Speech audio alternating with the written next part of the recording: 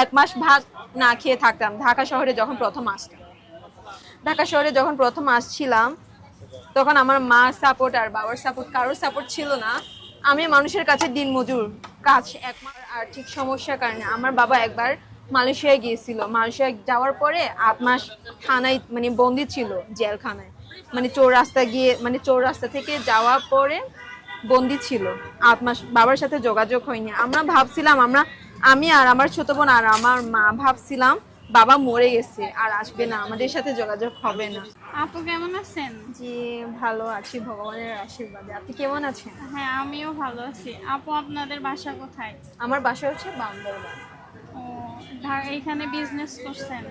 জি জি। আপনার মানে কেমন লাগতেছে এখানে? অনেক ভালো লাগতেছে এখানে এসে, এই ঢাকার মানুষ সাথে পরিচিত হয়ে খুব ভালো লাগতেছে। কারণ এই কাজটা হচ্ছে ঢাকার মানুষ যদি সাপোর্ট না দেয় এই কাজের কখনো সফলতা মানে পারতাম না।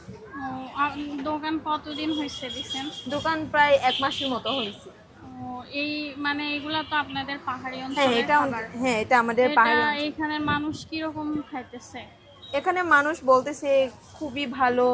মানে আমি চাই যে যারা অনেকে আছে ঢাকা শহরে ব্যস্ততার কারণে বান্দরবান অথবা পাহাড়ে ঘোরা হয়নি, যাওয়া হয়নি, তো সেই ক্ষেত্রে মানে ঢাকা শহরে যদি এরকম মন দিয়ে আমাদের পাহাড়ের জিনিসটা যদি পায়, অনেকে মানে ব্যস্ততার কারণে যারা যায়নি, যারা খায়নি, তাদের জন্য একটা ভালো একটা খাবার, মানে ফার্স্ট টাইম অনেকে মানে খাওয়া হয়নি। মানে আমি চাই মানে ঢাকা শহরে মানুষ মানে বান্দরবান না গিয়ে ঢাকা শহরে বসে খাওয়ানোর যায় এরকমই ব্যবস্থা করতেছি। আপু, আপনার এখানে মানে কি কি খাবার পাওয়া যায়? এখানে হচ্ছে আমার মুন্দি পাওয়া যায়, মুন্দির সাথে হচ্ছে চিকেন লাপসো আর হচ্ছে রোজেলা চা, প্লাস হচ্ছে মানে প্রতি শুক্রবারে বাসকুর পাওয়া যায়, বাসকুর। ও, আপনার দাম কেমন?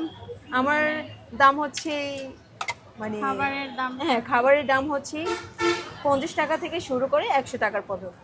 আপু, এখানে যে দোকান দিচ্ছেন এটার জন্য কি আপনার কোনো টাকা দেওয়া লাগে? না না না না, এখানে কোনো টাকা দেওয়া লাগে না।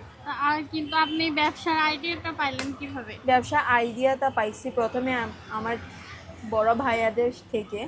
ওদের সাথে কাজ করছি প্রায় 1 মাসের মতো। তারপর অভিযান হওয়ার পরে দোকানপাট, চেয়ার সব মানে চুরি মানে হারিয়ে যায়। তারপর থেকে ওদের সাথে আর মানে যুক্ত হয়নি। আমি আমার মতো করে আমার ছোট বোনের সাথে মানে মানে যা টাকা ছিল ওই টাকা দিয়ে আবার শুরু করছি। চিকেন মন্দির 2টা? আচ্ছা ঠিক আছে। আপু এখানে বসতে পারেন। আচ্ছা আপু, আপনার ফ্যামিলির ব্যাকগ্রাউন্ড সম্পর্কে একটু বলবেন? হ্যাঁ অবশ্যই।